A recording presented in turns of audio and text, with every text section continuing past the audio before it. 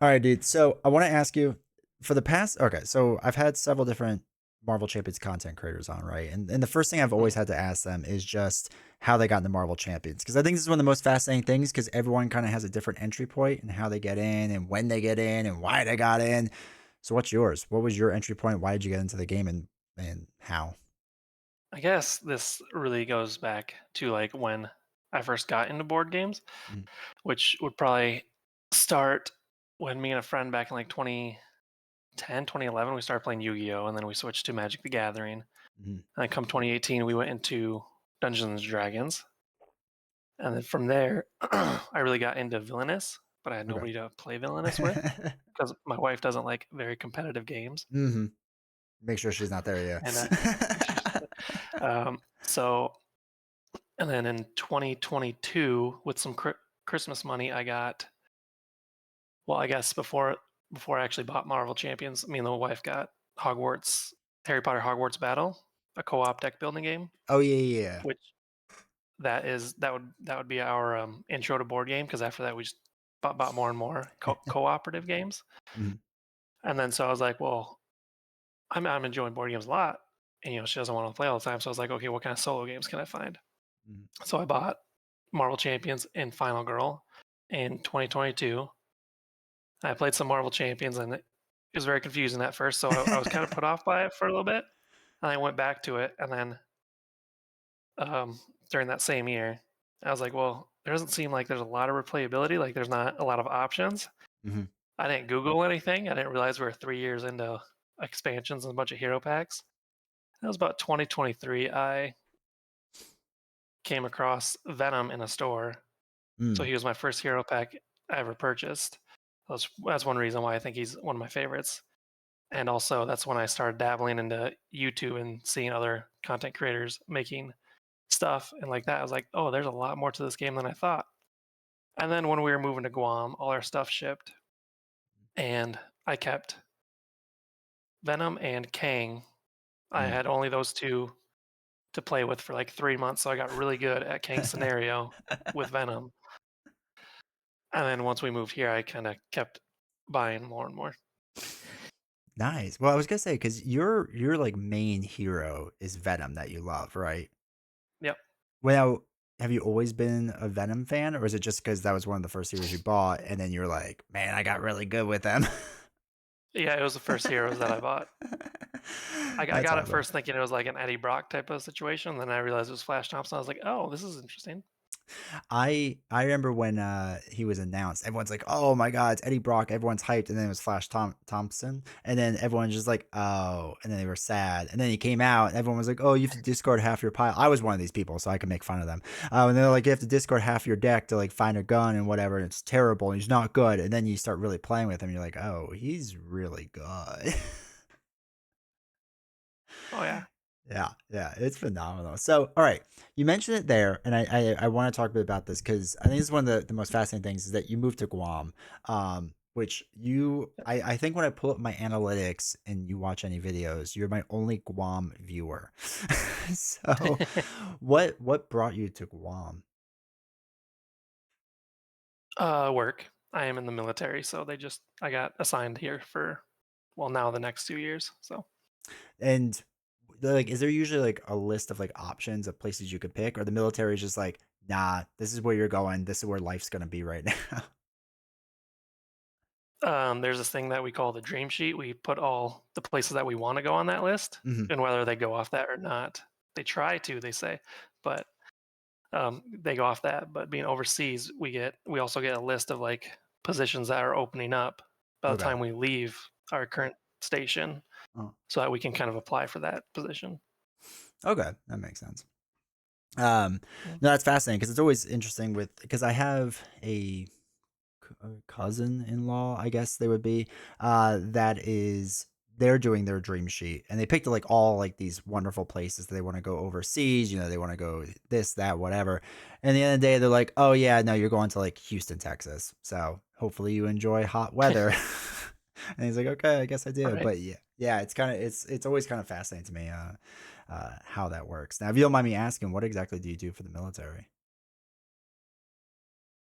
I am a structural engineer, but more so Okay. on the side of I know how to put everything up. Like Okay. I'm not actually an engineer. I don't have the degree, but like I know how to essentially build a building Yeah. if Well, I that's have the cool. plans. Yeah. Yeah. That's awesome. Now, was Mhm. that something that you always wanted to get into? No, when I was younger, I wanted to be an author, Okay. and then it was probably about I was like 2021, not sure where my life was going to go, and I wanted to support my family, so I joined the military for at least the first 6 years, and then I just kind of kept going. I think I was going to get out, but we ended up moving to a base that was closer to home. So I was like, okay, I can Mm. push it another 4 years. Then I'm already halfway done with a career in the military. So I'm like, well, why not just I'll finish just it? finish it. Yeah. That makes sense. That makes sense. That's awesome, dude, though. That's really cool. Um, all right. So the other thing we have to talk about is a big thing because it's right behind, I think it's your left side if my camera's not backwards, but that is your Final Fantasy 13 poster. All right. Yes, Is that your favorite Final Fantasy game? it is. It's the first one I actually dabbled in. Mm. And it's me and my best friend at the time. We bought the game at the same time and we played it at the same time till we finished it. And I snagged this from a GameStop. And yep, I've played all the other ones, but I guess that one just has a little bit more meaning. I get it. I'm the same way with seven. Like, even though I've acknowledged the faults of seven and there's some rough patches with it, like it's sentimental, right? Like it's just one of those things that just like it just feels good. So I get that for sure. Um, Mhm. now you said you played the other ones, like all of them, some of them, like which ones? 7 through 15. I've completed all those except for 12 and 15. I guess Except for besides the 12 and 15. online ones, I haven't played Okay. those. Yeah, yeah, yeah. All right, awesome. Yeah, it's one of those series that I've always like loved. You know, it was always like fun series to kind of play and get into and whatnot. So it's pretty cool to see when other people get into it. Now, did you do 13.2 and 13.3? Yep, Yeah. What did you think about I them? did those as well. Yep. I like that they continued the story with the same characters, but I think they could have just ended it with 13 I think that's ultimately. yeah, that's a fair way to look at it for sure.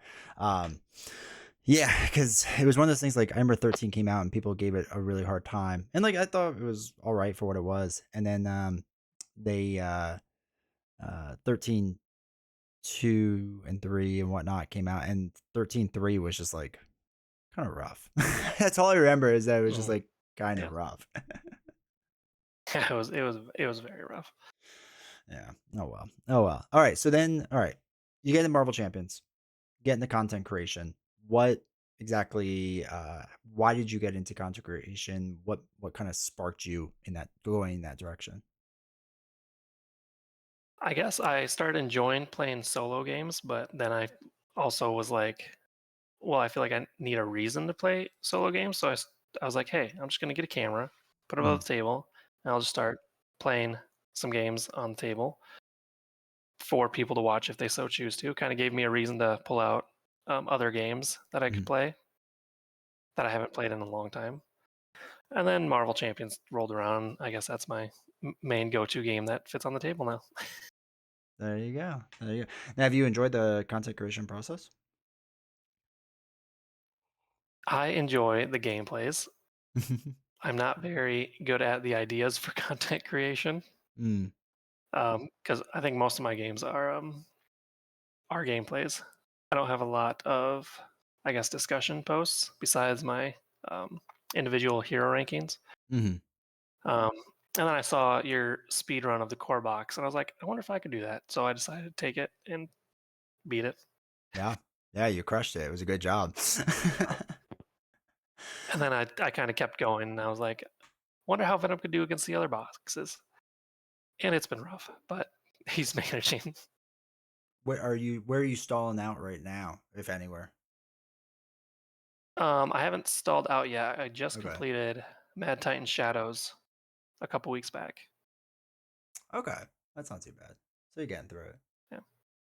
Now, yeah, it's with content creation, it's one of those weird things where just you for me is basically watching a lot of live streamers that I like and I see their creative ideas and I go, well, I could do that or I could do it better. So then I just steal someone else's idea and just try my version of it. And sometimes it works out and sometimes it doesn't, but that's really kind of the name of the game with content creation, it seems. Just steal the good ideas and make it your own thing, you know. Yeah, yeah. I guess that goes with the I don't know if I have it here, but the I do. Hold on. With the idea of your constant shadows of the past. Mhm. So I just made a card out of you. Yeah, that is hilarious. it's And then it's the no, go ahead. the friends I started playing Marvel Champions with a couple weeks ago. I still Mm. have this sleeved, and every time they see it, they're just like, "I don't like that guy." Yeah, I don't blame him. I wouldn't like him either. No, it's funny too because that's kind of what my channel, I guess, more or less got to be known as, right? Is like the guy who kept drawing Shadow of the Past, and it's one of those things where when I first started making my channel, I don't know what direction it's gonna go. I just started making content because Nelson was like, "Hey, let's stream together." I was like, "Yeah, sure, whatever," and we just started doing that, and yeah, slowly but surely, with my terrible luck and how that works out, I just was like, "Shadow of the past, shadow of the past, shadow of the past." I'm like, "Oh, I guess this is what I'm gonna be known at or known for nowadays." So that's great. Oh well. Oh well. We all have those weird hooks, I guess. And that's when I've talked to other content creators or whatever, that's what I always tell them too. Is just like find your hook, but like it might not be what you think it is. Because I thought Yeah, mine was gonna be gameplay footage, like as well. And that stuff does terrible for me. It's absolutely awful. Like Web Warrior kills me every single time. Nelson has better view. Like everyone has better views than me. So it's like, oh, I guess that's not gonna be my thing. And it just takes a while to yeah. like find what Mhm. it is, you know. Um, so all right, play board games. Now, have you played other board games or gotten into other board games? Yes, I have a bunch. I have to think about it. I have like the Skyrim adventure board game. Okay. I have the RuneScape board game. Well, my wife actually enjoys that one. I said the Harry Potter one. We got the Forbidden Island series. We got that. Um, we have a lot of button shy games. We have a lot of those, especially for travel. And then a bunch of other crazy games. Mm-hmm. Would Yeah. would you say that like Marvel Champions is your favorite, or do you have like this is like a rotating basis of like favorite games? I would have to say Marvel Champions is probably my favorite. Mm. Just out of the whole collection I bought, and now the variety and Yeah. different of how much I can randomize it. I guess that's the word. Now, do you still play like Magic the Gathering and whatnot, or no? Did you kind of quit on that? No, I kind of quit on that. I still have all the cards, but I Yeah. don't. I don't participate. I think another reason why I like Marvel Champions is because it's not a TCG, Hmm. so every pack I get has what's gonna be in there. Because even though Marvel Champions is expensive, it's not as expensive as trying to search for cards in a TCG. It feels like with a lot of those TCGs, and like don't get me wrong, I like Swoo and I like Lorcana, but to chase those good cards, it's just like 50, $60 to try to find like one card, you know? It's crazy. I don't know how people keep up with it nowadays. It's insane. Mhm.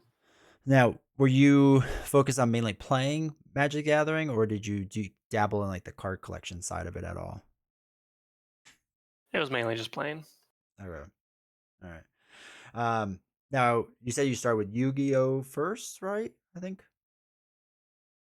Yep, me and a buddy just bought separate decks and we played with that for like a few months, and then that's when we got into Magic after that. Was it because you just heard like Magic was better, or just like Yu-Gi-Oh wasn't your style, or what kind of was the transition? Well, Yu-Gi-Oh has changed since it Okay, came out, so there was a lot new stuff, and then we also met people who played more Magic than Yu-Gi-Oh, so we just kind of transferred into that. that's fair. Yeah, it always seems like whenever I talk to people about TCGs, they're like, "Oh, so you play Magic?" And I'm just like, "No, I don't. I don't want to jump into that cycle." But they're coming out with like all the Marvel stuff, and they had the Lord of the Rings stuff, and I'm sure they'll do Star Wars and whatnot soon. It's just like, I Mhm. kind of want it. Like some of those things are pretty sweet. I remember somebody was saying with Magic that it's like it's getting close to 50% of the cards, or maybe it is already, but like close to 50% of the cards aren't even Magic's original IP anymore. It's just like other projects they've done, I guess, or something like that, which is like crazy to me. Like that's wild. I mean, yeah, but I guess for them to be around for so long, I guess they would have to start trying to get more or new players in by reaching for these IPs. Yeah, that makes them. Yeah, you're right. That does make a lot of sense because like you figure, okay, we came up with all this original stuff. We got, let's just say, 10 million people. You're right. How do you get the next level of people? You know that. Yeah, I mean that's probably it. So, uh, Yeah, especially with all the new TCGs coming out, like Star Wars itself and whatnot. So they have to compete with the IPs themselves. yeah, and it's wild too because like you look into the TCG market over the past like I don't know 5 10 years more than that I guess 10 years, um, like the amount of ones that have just failed and like fallen to the side and just like not done well, and then it's like there's ones like Final Fantasy that's hanging out in the background, and I don't want to get into it, but I do want some of them because the cards are sweet looking. I'm just like I'm just collecting to collect at this point. I don't know if that's good or not. And I get the same way with board games as well. Yeah, Mhm. there's certain board games that come out like all the what is it, Dark Souls and whatnot, or yeah, Dark Souls, I guess 1, 2, and 3, like all of them, and the Resident Evil games and whatnot. It's just like I love the IP, so it's one of those things where it's just like I want to get into the game because I like the IP, but I know I'll never play the game because it's like a huge game. Like there's just too much of an investment. Yeah, we have a lot of IP board games. Like I think I have a Gears of War board game Hmm. from 2011, and then we also have a My Little Pony deck building game. We have an Avatar: The Last Airbender game. That's all I can think of right now. How do you like them? Like, how do you like Gears of War and obviously My Little Pony? That's the one I'm most interested in. So, Gears of War is it's pretty rough. okay. I don't know if they really perfected what they were going for, Mm, but it was still fun with the IP, and playing with other players is a lot of fun. That's a game, obviously co-op, and you can also play by yourself. okay. My Little Pony, that is actually a harder game than you think. I think the age is for 12 and up, Uh-huh. and we bought it. We were like, oh, our daughter will like this, and she was like 6 at the time, Okay. and we always play the games first before introducing the kids, and we started playing it. We're like, this is a lot harder than we thought. That's hilarious. And then what was the last one? Mhm. Um, It was an Avatar: The Avatar. Airbender game. How's that? Yep, that one is more like that is more of a dice roll luck game. You roll Okay. dice and you use that dice to either buy allies or deal damage to villains. And basically, you have to kind of defeat the Fire Lord Mhm. by the end. All So right. it's not Nice. horrible. But And I guess the other one you had was Harry Potter, right? The deck builder. yep, Yeah. How's yep. that? Because novels likes That Harry Potter a lot, so I always like kind of glanced at it. one, it's very fun. It has, I guess you could say, 7 games in it for Okay. like each book. So and it ramps up with each game. So the first one you don't get it. The first game you don't really have any special abilities. You're just playing to defeat one villain, Mm, and then by book 3, your character actually has like a special ability, and then you're facing 2 villains. And then by book 6, your ability upgrades, and then you're facing 3 villains. okay. But once you get really good at the game, you kind of know how to beat each game. Hmm. But It's me and my wife's, what's the word? In between games. Like we don't want to Mhm. focus too hard, but we want to have a good time.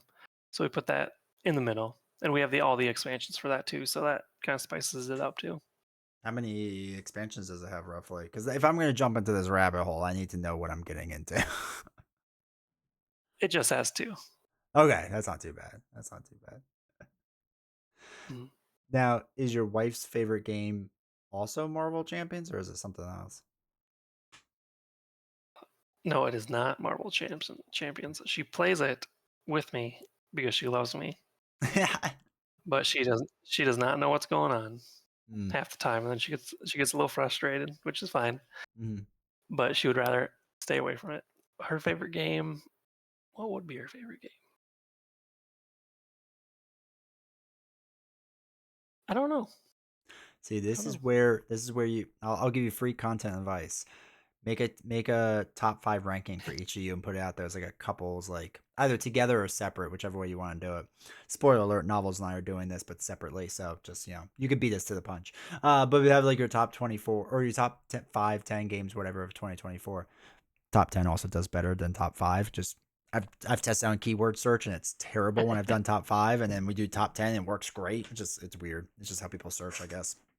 But yeah, that'd be fascinating because I think a lot of people are genuinely curious about that with like because a lot of people I think tend to think like, oh, spouses like the same games or roughly the same games, and like, Mhm. oh, it's not always the case. Yeah, it's like I enjoy competitive games, but she doesn't like competitive games where it's like where you have to attack the other person. Oh, So okay. stuff like Villainous where you have to fate other players to get them to slow down, or I guess like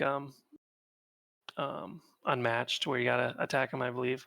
Mhm. So we've dabbled in cooperative games where it revolves more around victory points. Like we got Wormspan, the dragon version of Wingspan, which is really fun. And then we have Santa's Workshop, which is a really fun game. Mhm. And then that's all I can think of. All right. Yeah, that's pretty good though. I mean, and I get it because novels is kind of the same. When I beat her, she doesn't like it, especially when it's against each other. But if she beats me, then she loves it and she thinks it's the best game in the world. So I get it to a point. Oh well. All right. So, all right, moving on slightly from board games. Now, I know one of the other things you talked about was that you are a writer, and I think recently you wrote, what is it, 50,000 words towards your novel? Is that what you recently did? Correct. I'm at 44,000 right now, but in the Ah, writing community, you're so short. there's this right. I got a couple in the writing community. Each November is National Novel Writing Month, Okay. so they task themselves with trying to write a novel within November or at least 50,000 words. So I'm currently sitting at like 44,000 and some change for my second book. My first one's currently in an editing process. And that's another thing I need to really work on is marketing. I need to learn and expand my knowledge on marketing so that I can actually maybe make some money off of writing books when I get out of the military. What's the editing process been like? Like, did you have to go find an editor somewhere? Like, how did that work? Yes, I had to. I first went through it myself, just doing minor grammar Sure. mistakes and whatnot because I couldn't look at my own writing and be like, well, that looks wrong. Hmm. Because I was like, I already judged my stuff a lot. I'm like, that looks like crap. So yeah, I did some research. I found a few websites that list like editors and whatnot, Mhm. and then I found another one, and she did like a sample piece for me. And I was like, okay, I like what you did. Yeah, I'll let you look at it and see what you got. So she's had it for like 2 months right now. And I think I should be getting it next month.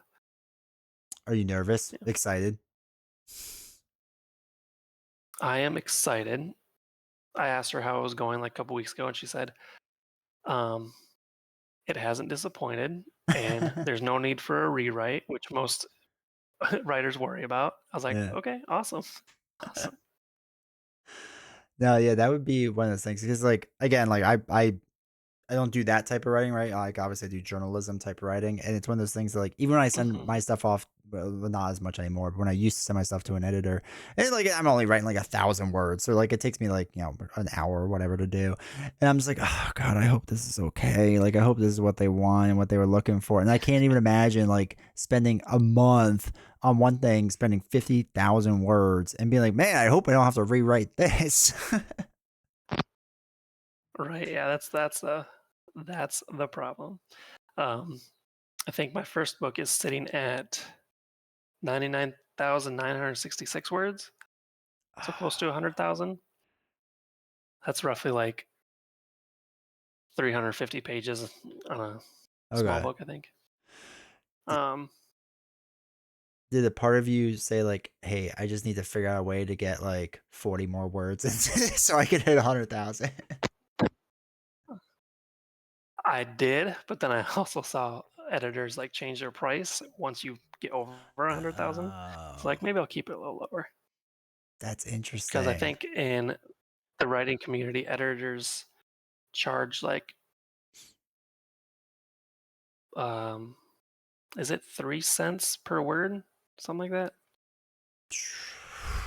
Wait, now D20's gotta do some basic math because he's not good at that. So let's say Basic math. 100,000 times I gotta do it now too. 0.03 is $3,000. That's crazy. Give or take. I didn't spend that much, but Oh man, that's crazy. that's the average. Yeah. Yeah. Man, I need to start. Actually, no. I say I would like need to start editing things, but like I would read it for fun and then send it back to you and be like, "Oh yeah, I liked it. It was cool." And then you'd be like, "No, well, like what kind of edits do you have?" And I was like, "I don't know. I liked it." Now, Yeah. your So I was. I was gonna say your first book. When did you write that? Yep. I so actually in 2018 I had an idea for a story, and then come 2023, no 2022, I read Mistborn, which Mm, was like a story about after the bad guy actually won or whatever. And I was like, that's interesting. So I took my idea and advanced it by 10 years. And that's where I started writing that. And I started actually writing that when I moved to Guam when I didn't have much else to do on a tiny island. So I started that last September and I finished it this February. And procrastination took a hold of me for 7 8 months before I found someone to edit it. that's awesome. That's really cool. I mean, it's admirable to like be able to do that and like focus in on something like that because I've always, as a writer, I think about writing a book, and I'm just like, nah, I'll get like 1,000, 2,000 words down. I'm like, man, I need to wrap up this story. Like, I'm getting tired of this, tired of doing this.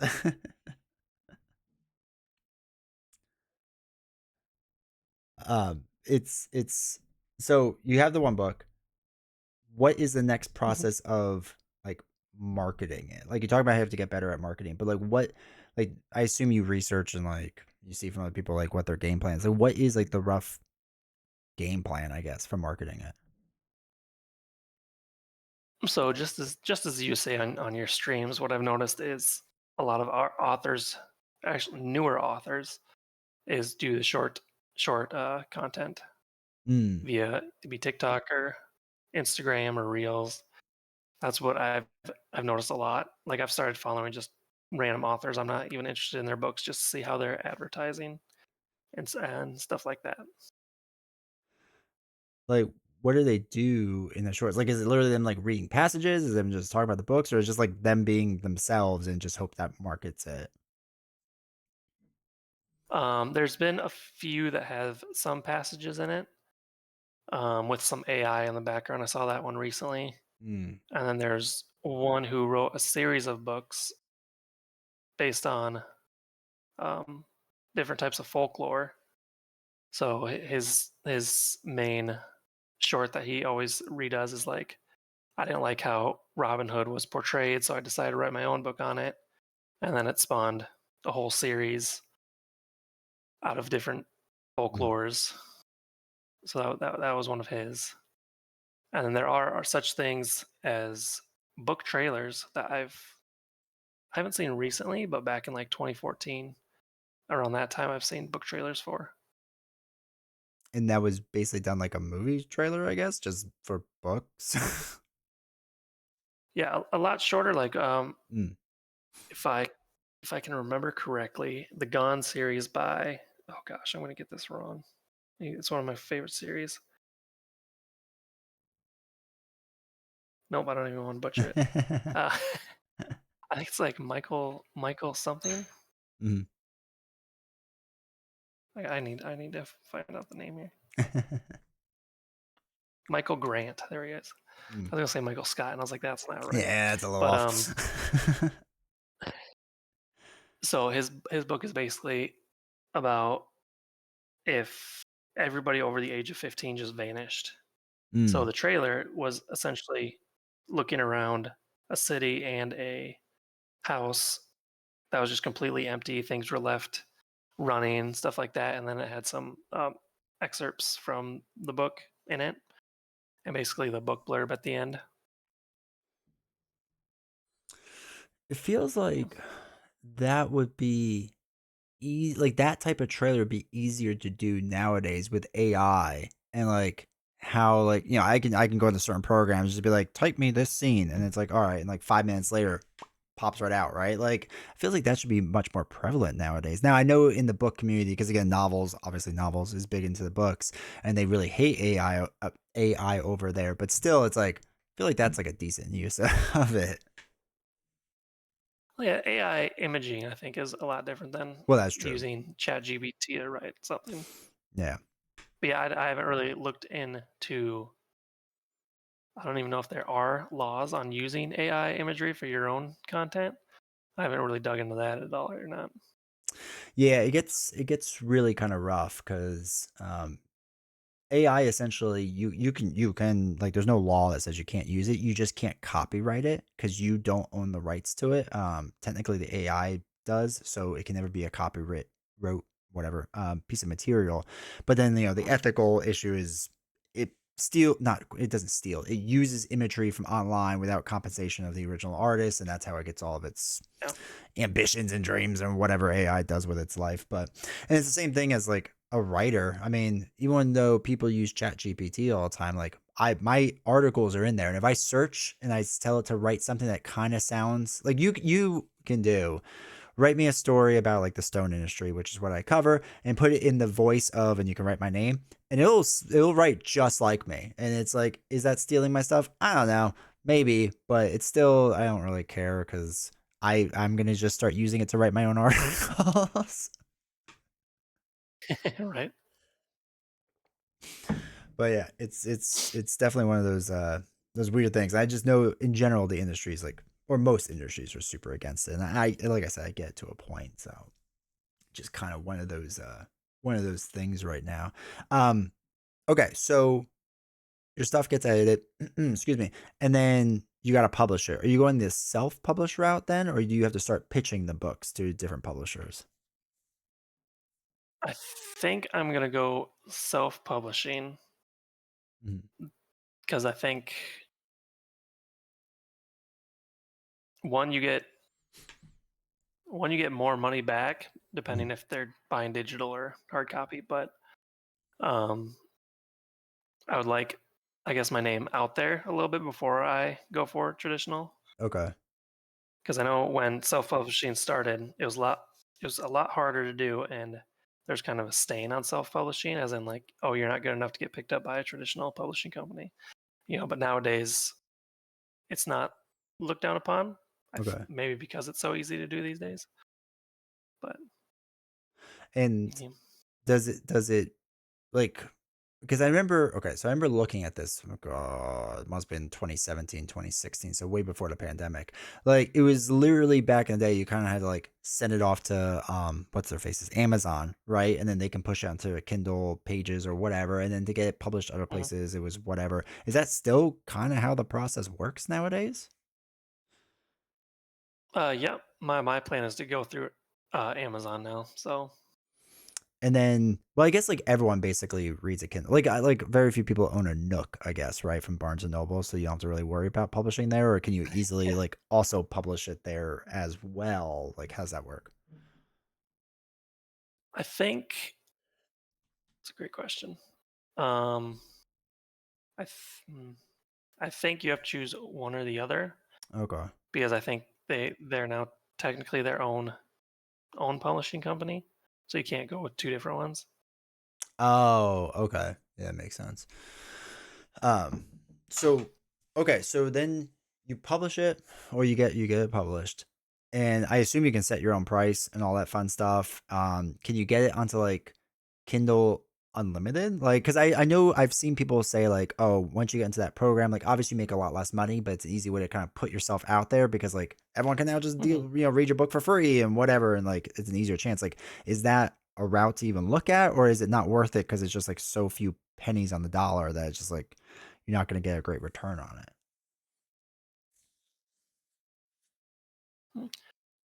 That's a good question that I never thought of. But yeah, I do know you can set your own amount Okay. on it, but putting it on unlimited, that's not a horrible idea. I don't think it's a horrible idea anyways, to get the name out there. I remember, like I said, way back when I was like, oh, I'm gonna become a writer because I do that for a living, and I should just do what I do, but more. And it turns out when you write all day for stuff you don't like, you don't want to do it for fun in the evening. So I didn't.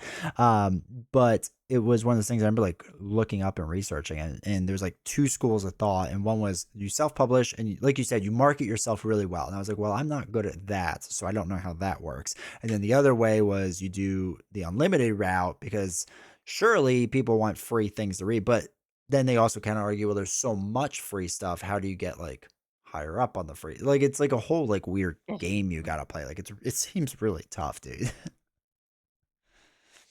Yeah, for sure. Well, Yeah, I'm hoping I I'm hoping I can at least start writing more and get more published okay, before I retire, and that way I can start actually maybe presenting my stuff to traditional publishers. That way I can start actually using this as an income when I retire, and then I can just work from home. That's the hey, dream, right? yeah, dude, that's awesome. I mean, that's the stuff like that's so cool to me. It's just like okay, like if you can quote unquote retire early, especially, and then figure out that other stream of income or several streams of income in which to replace it of things that you truly love doing. I mean, I think that stuff is like admirable and really cool and just really neat in general, you know.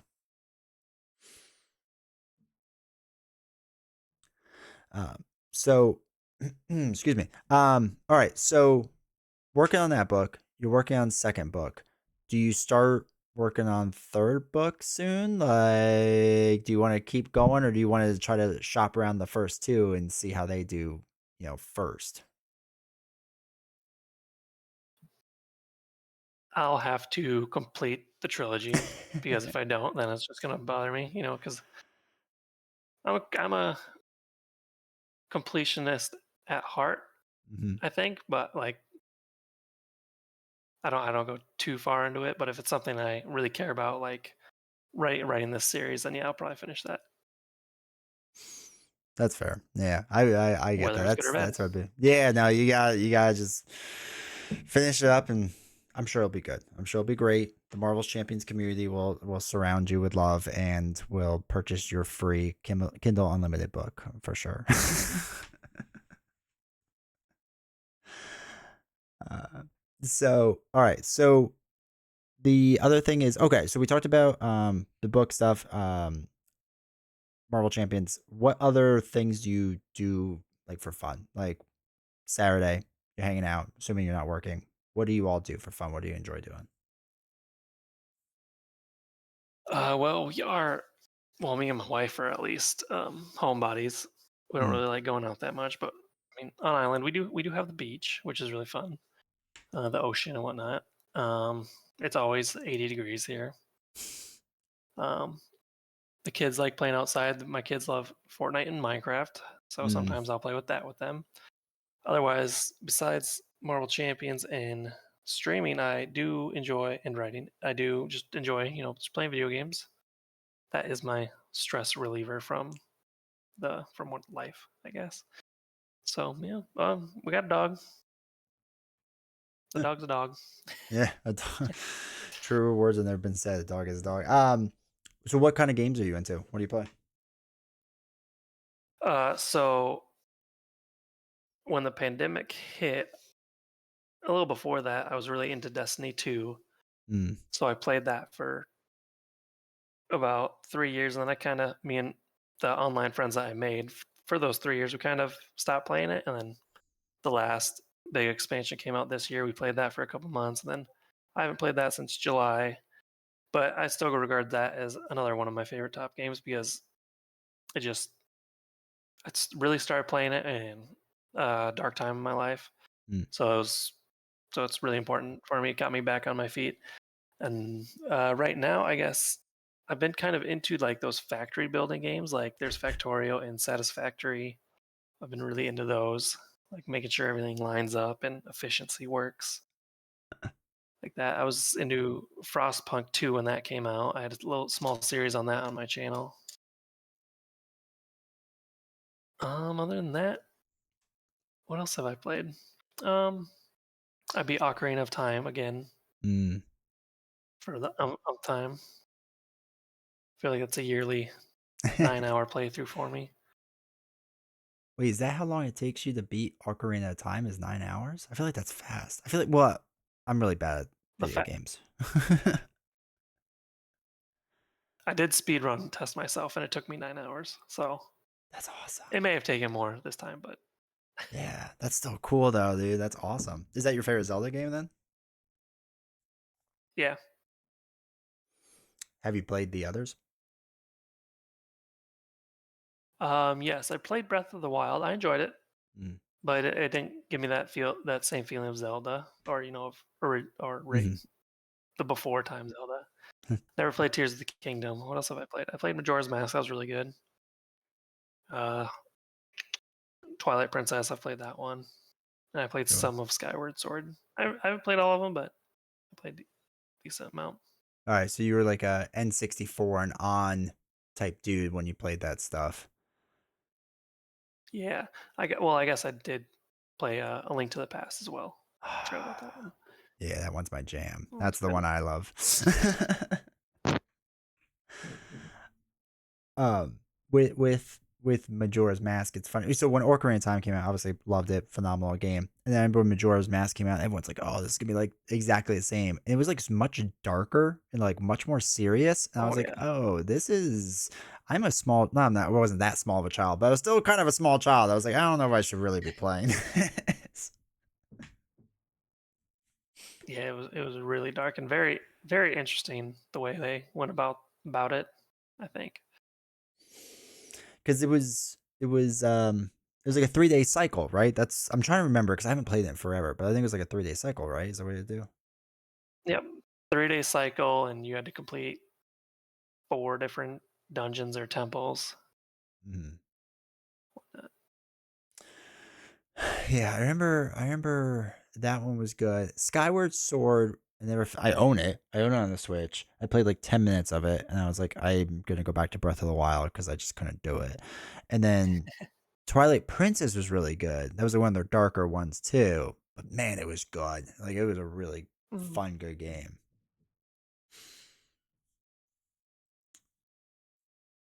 Yeah, that one was a blast. I haven't played that one in a long time either. Mhm. Yeah, that feels like a one I need to get back into. There's a few. I mean, I want to play all of them again.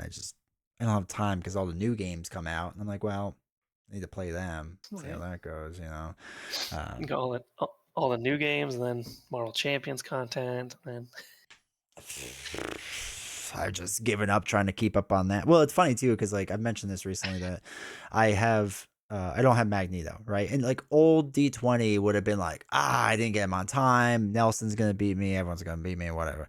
And at this point, like I don't even care. Like it's like it is what it is at this point of just like whenever the content comes out, it comes out, and I'm always behind, and you can never catch up. And that's why like people will be like, oh.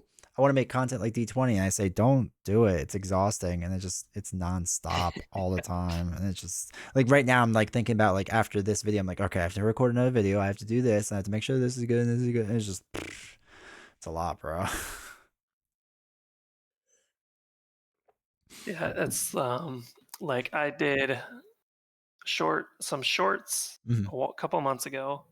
I was doing like one every day of the week, or at least Monday through Friday, and it was like guess the Marvel Champions card. mhm. It would give you details of whatnot, and then I'd reveal the card. And I was doing that like every Sunday. I was making all 5 videos for the week.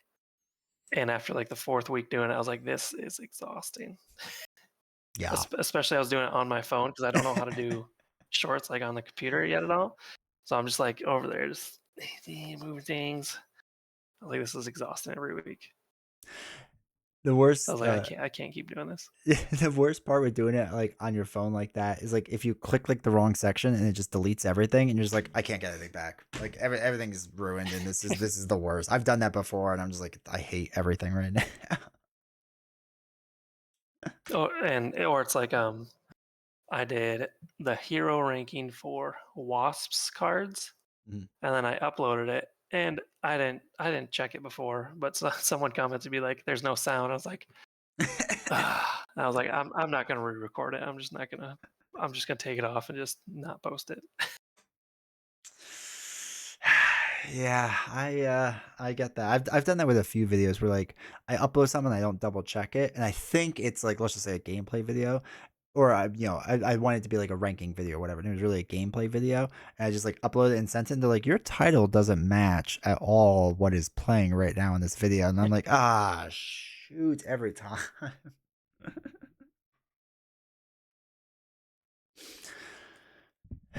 it's it's one of those weird things because like I said like because people be like oh want to be like whomever, right? Whatever content creator. Because for a while it was Nelson and I were kind of competing against each other. Because he would come out with a video every single day. So I was like, okay, I have to beat that. I have to come out with 2 things every single day. And then it's like, well, then you start doing 2 things. And you're like, well, surely I could do 3 things. And then it's just like, no, there's not enough time in the day. And it's just like you said, shorts, which people watch of like whatever 15, 20 seconds take you the longest time to do some of that stuff. Like I've seen your shorts and like they're fun to play around with, but man, they're draining. Mhm. And Now, I think I would mhm, like to get more into streaming Marvel Champions than mhm. just content creation. But being over here at Guam, whenever I have time to stream, it's 9 o'clock at night my time. So everybody else stateside at least, it's like 5 a.m. or 6 a.m. for them. So I don't get a lot of viewers, I guess. Yeah. Well, and yeah, so you would have to hopefully get if that's East Coast time, you have to hope for the Hawaii representation or really late owls in California, and that's like a very thin demographic there. Yeah. Yeah, the live streaming side. I mean, like I said, I've always loved the live streaming side of things. I think it's really fascinating and cool. But you're right, like it's one of those really hard things because like if you're not like somebody has to be immediately there doing absolutely nothing to pay attention to you versus like you make a video right and or a short or whatever and it's like well it could be anytime and they can watch it and take it in but like to try to get at that right exact moment it's tough dude it's really tough.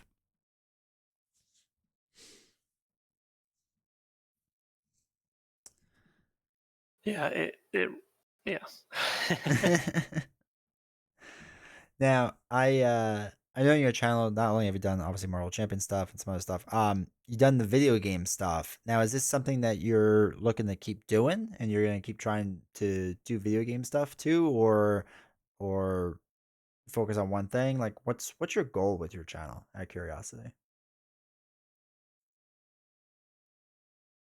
My goal for the channel is mostly just a hobby, just to, I think, give give people entertainment as like Mm, most other people want to do. I think I will dabble in some video game content, but there's already so much content, as in like this is why this is better than this, or Mm, how to do this. That I think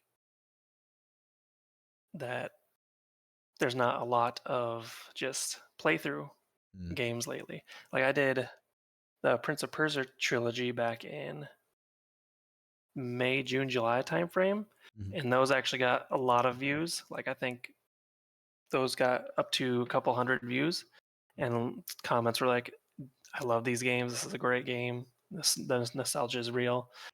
So I feel like YouTube might be missing a lot of that just playthrough games nowadays. Yeah, I agree with that, especially of the nostalgic games that like we may have grown up on, where it's just like you can see some of the playthrough videos, but they're like, 6 years old, 7 years old, whatever it may be. Versus like, now that a lot of them are remastered, or at least the PCs can kind of make the graphics look at least a little bit better. I think people do enjoy seeing that stuff because the playthroughs I love watching. When you did your Prince of Persia thing, every now and again I would have it up in the background because I played that when I was a kid, and, like loved that series. So it was really cool to kind of see you get back into it. And that's why I was wondering, like, if that's something else you're gonna do, like different series, or if you have series in the or in the works that you're planning to do, or anything like that. Yeah, I do. I want to get back into Mm, Final Fantasy 13. It's been a few years since I played that, and then once I beat Satisfactory, I want to restart it with the rule of like no deaths, and I kind of want to record that and do that. See how many days I can go in game without dying. I think that might be just a fun playthrough mhm. video. Um, I have other older games on my Steam. I can't think of what they are that I wouldn't mind doing as well, like I did for Prince of Persia. I feel like you should speed run Ocarina of Time. Like I know that community gets really competitive and whatnot, and they get like they're kind of psychopaths about it. But still, that stuff is like the coolest thing to watch. I think. Like I love watching speed running. I think it because it's something I can never do, so it always kind of impresses me. I guess. So that's my vote. That's what you should do. Speedrun of Ocarina of Time. Yeah, I really enjoy speedrunning that. And whenever I watch it, I don't like watching the ones where people like glitch through walls and whatnot. I like Yeah. the actual, like you're doing every task to complete the game. I've even done challenges for myself on that, like only 3 hearts.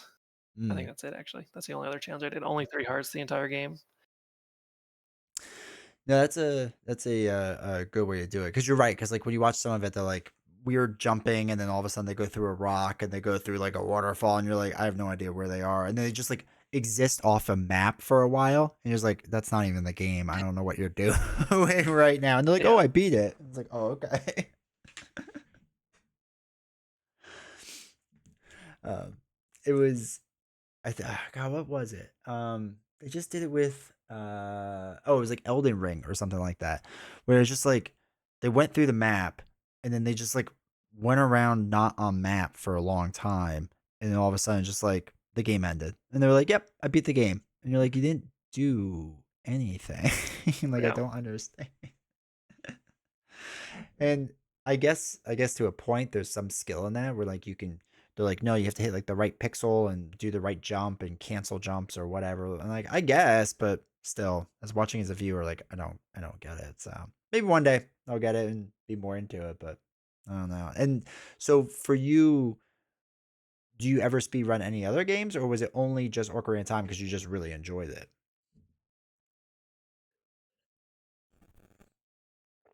I think that's it's just been Ocarina of Time Mm. because I really enjoy it and I know how to beat it. And I never forget unless I go to the water temple and then that's a problem. Dude, But that temple is the worst place that's ever existed in the history of mankind.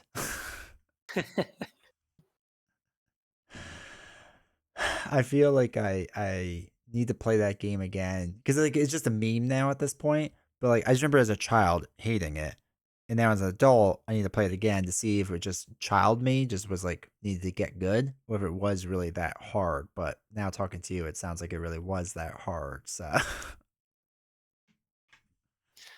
I mean, if it's been a few years, it'll probably be pretty hard. But this last time I played it, I was like, "Oh, I know where each room is. I remember where this hallway goes."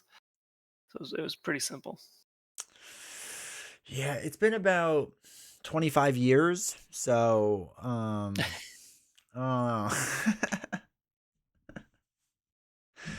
but yeah, you should definitely do Final Fantasy 13 again too, because that was a game I went to. I uploaded my Steam file, and I was in the middle of somewhere, some area. I was like, oh, I want to get back into it, and I was like, oh, I should just do this in the beginning because I don't remember what's happening in the story. But I don't actually want to play it because I have other games I need to play. So at least it'll give me something to do in the background of like Mm. rewatching the story, because I liked the story. I thought it was funny and I thought it was good. Yeah, that's another thing with recording videos or streaming as well, because there's videos on YouTube that I want to watch Mhm. while I want to play the game. But yeah, I'm like, well, I have to record this game, so I can't watch the video. Uh, Yeah, there's times when I had the video game channel and I still dabble in it now and again. But it was one of those things where, okay, I want to be playing this to make content, but I also just want to play the game to shut my brain off for a second and like not think about everything being content. And then other times I just want to watch people play games and again shut my brain off, not really think about content. And it's like can't really do that anymore, and that's kind of exhausting. So I don't know. I have to figure that out. yeah, sure. Um, I lost my train of thought on that one. Speed running, Ocarina Anyway, of I have a Time. question for you. Yes. You say you work in journalism. Did you want to go into journalism? Because I remember when I was younger and I wanted to write, my mom was like, "Hey, why don't you take journalism in your sophomore year?" So I did, and I was like, "This is absolutely disgusting. I Mhm. don't like talking to people. I like I like free writing, free creative writing Okay. instead of just writing about facts and stuff like that." So I'm curious on how you fell into the journalism. Um, I fell in. So I originally wanted to be okay. So I originally was going to be a physics teacher in high school. I really liked physics. I really liked science, and I don't know if I like teaching per se, but I like the idea of having my quote unquote summers off. I thought that'd be a pretty sweet benefit. So went to school, did physics, really enjoyed it. But in order to become a physics teacher, you have to also complete organic chemistry 1 and 2. Turns out I'm really bad at organic chemistry, like incredibly bad at organic chemistry. Like there was no saving that whatsoever. So I stopped doing that and I had to figure out what I wanted to do. And um, I kind of just didn't have a major for like a year and a half in college because I was fortunate enough to take 5 years to get a 4 year degree, as all smart people are known to do. So I did that. Just kind of like float around for a year trying to figure out exactly what I wanted and whatnot. And eventually I was talking to my mom because I was like, I don't know what I want to do in my life, like whatever. And she's like, well, you're good with people. You like talking to people. You like, doing content, whatever. You like videos and all this fun stuff. Like get into some form of that. So my actual degree is in mass communication and with a focus in journalism. And when I was home one day from college, I was about to graduate. We were watching Everybody Loves Raymond, and I was like, oh. I want that. I want that life. Like that's what I want to do. So I was like, I'm going to become a sports writer and get into it that way. And I did that. I did sports writing in my last 2 years of college, got a job at a paper, and I realized the issue with sports writing is all sports happen at night and on the weekends. So if you want to have a life, a social life, friends, whatever, you can't because you have to be doing sports writing. And it also pays incredibly bad. It was like my first gig out of college as a college degree, in a good paper was making like, I think it was like $9.50 an hour in 20, when would that have been? When did I graduate? 2011, I guess. Yeah, 2011. So, not great. Can't really have a living off of that and whatnot. And there's like a path that you could eventually become like, maybe at the New York Times or something like that. And I have friends that did that and whatnot, or acquaintances, I guess, now that I've done that. But it wasn't for me. So then I switched to magazines, which I was like, okay, magazines are at least 9 to 5 type businesses because you only need to be working on the weekends. Like, who cares? So my first magazine I went to was a pet magazine, and hated it. We never had pets growing up, so I'm not like a big pet person. I know I say that as you were like with your dog right there. But yeah, I was never a big pet person. But it's just, whatever. Did that for about 2 years, and then I decided to switch fields into not switch fields, but switch focuses and start covering the stone countertop industry, where I thought it was just gonna be a stepping stone career, and they ended up treating me really good there, and they kind of just said like, "Hey, do what you want. You want to write, write. If you want to do podcasts, do podcasts. You want to do videos, and I could do anything I wanted, which is kind of what kept me there. And that was kind of it. So I've been there for now 11 years, 10, 11 years.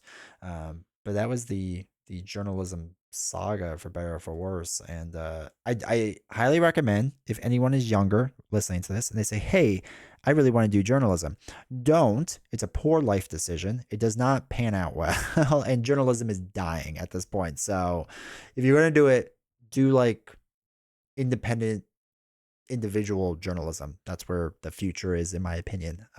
Unfortunately, not with like magazines or newspapers anymore. Dang, that's that was a hefty story.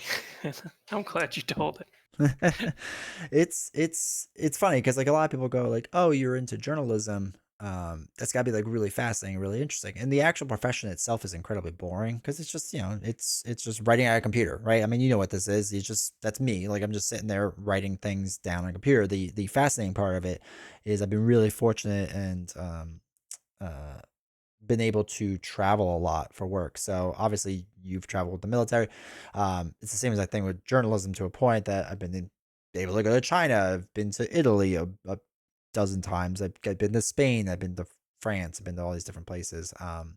And I gotta go to Brazil soon, which I don't actually want to go to Brazil, but it'd be nice to, kind of cross it off the bucket list, I guess, more or less. So it's one of those things where that stuff has been really cool with it. And then obviously, as you start a family, I don't really want to travel anymore. So that's a downside of things. But it's just one of those things. So I'm hoping whenever the YouTube stuff take off, that I can just transition straight from YouTube's to, or transition from journalism to YouTube's, and use all these skills I've learned for something that's more fascinating. Like pieces of cardboard that you play on the table and entertain people. Right. Now I know you said you had uh, family, and I know you have some kids or a kid. Are they old enough to play Marvel Champions yet? No, yeah. So I only have one. It's a son. He's 5 years old, and we will play like very basic board games. But uh, Marvel Champions, he can't read the cards, so that's probably the biggest Yeah. issue. I guess he needs to be able to do that.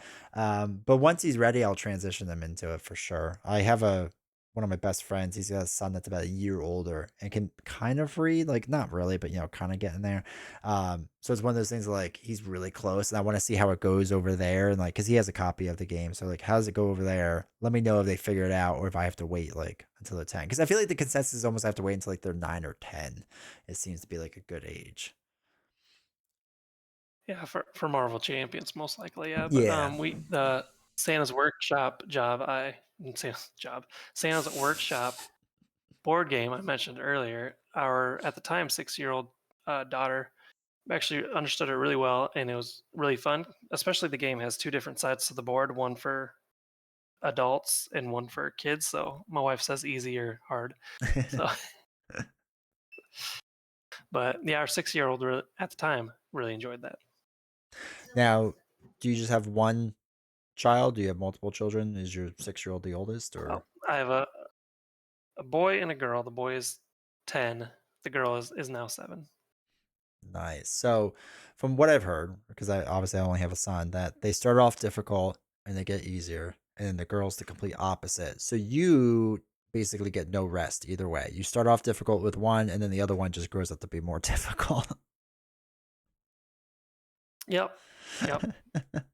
I mean, they're both difficult in their own ways. That's what's fun about it, right? Now, are they both into board games or just one of them or what? They're more into their video games than board games, but they'll play some board games with us whenever we ask sometimes. Like, oh, we do have 2 Minecraft board games Okay. that I got for the kids to play, and a card game. Yeah, that's right. We do have a card game as well. And they get pretty into that and they really like it. The board games can go a little bit long, Mm. but the card game is pretty simple, something we can play at dinner, which they enjoy. And then do you Yeah, try set around like set aside like certain times to play like throughout the day, or is it just like, hey, when we can all kind of agree on it? yeah, it's mostly random, like during the Okay. like a Saturday. They, um, my daughter will ask if we want to play a board game, or we'll ask if they want to play a board game. Nice. That's awesome. That's that's one of the things like I hope again as my son gets a little like we'll play like Candyland, right? Or like Shoots and Ladders, like real basic stuff. And I'm like, no, let's get him into Monopoly, right? Let's just start the 3 hour game now where he starts hating life. So we did get a Monopoly Junior, and he is cutthroat, and I love it. He is just like every time somebody lands on his hotel, it's like, you owe me $2. And I'm like, this is amazing. Like this is how he hopefully he inherits this skill later in life and is just like a salesperson because he just make money off of this. Yeah, for sure. But yeah, so it's I will say as like I mean obviously you know better. That's the children get older and just like being able to like interact with them that way. And he's one of those things like I wish he was also into video games. Because it'd be like fun to like play with him, whatever. And I know I really shouldn't wish that because I know eventually that's all they'll want to do is just play video games and then not interact with you as playing video games. But like I could still dream that we'll like the same games from 1994, 1995.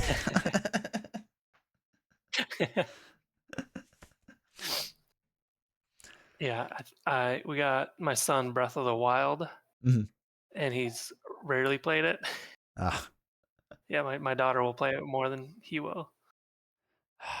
it's such a But good game, though. It's such a masterpiece.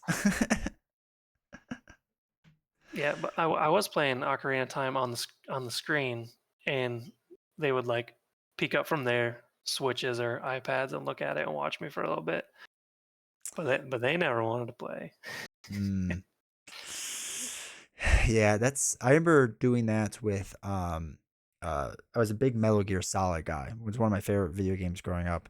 And I remember when the second one came out, my buddy and I got a copy of it and he came to my house and we didn't stop playing it until we beat it. But like we were switching on and off and whatever. And like I just remember like I was so glued in, like just even watching the game. I was like, oh my God, this is changing my little it was a little mind. I guess I was a teenager at the time, but still my mind and just blowing it. And then I need to complain for a second because I was just in Disney last week. And it turns out so was Hideo Kojima. He was in Disney last week, but we were one park away from each other almost every single day. And I was furious and I was about to buy any ticket where he was and track that man down to let him know he changed my life for the better because those games like blew me away and just not that it gave me purpose or anything, but it's just like just the way I looked at the world was different, and it was one of those things that like I think influenced me more than it probably should have. But oh well.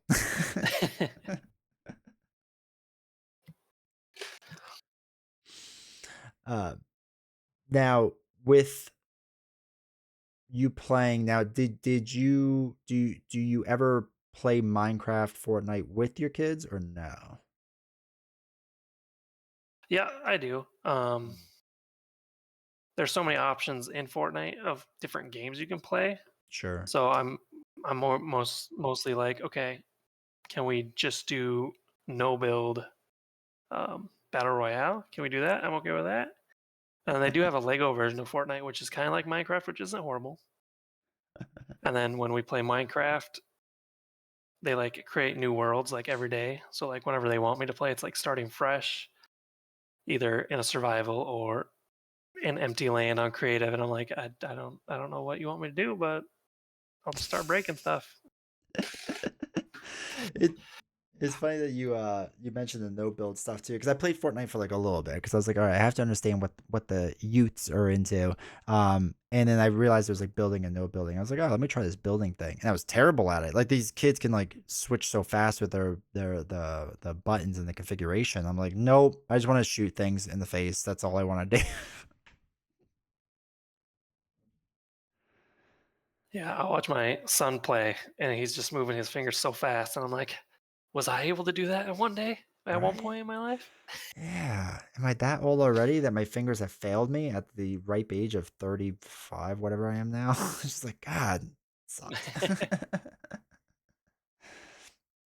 All right, dude. Well, I appreciate you taking the time to talk to me today. It was great to get to know you a bit more and learn about your different hobbies and stuff like that. So, really quick before you leave, though, where can people find you? Where should people find you? They can find me here on YouTube at ZiggyZ55. I guess there's another Z at the end of that. I don't know how that happened, but that's my YouTube. You can also find me on Twitch, ZiggyZ55, Instagram, I have a Facebook page or group. I don't remember. And then TikTok, I believe. Nice, awesome. Well, Those are again, all places you can find me. yeah, I that's awesome. Well, thank you very much, dude. I appreciate it, and yeah, we'll talk again sometime.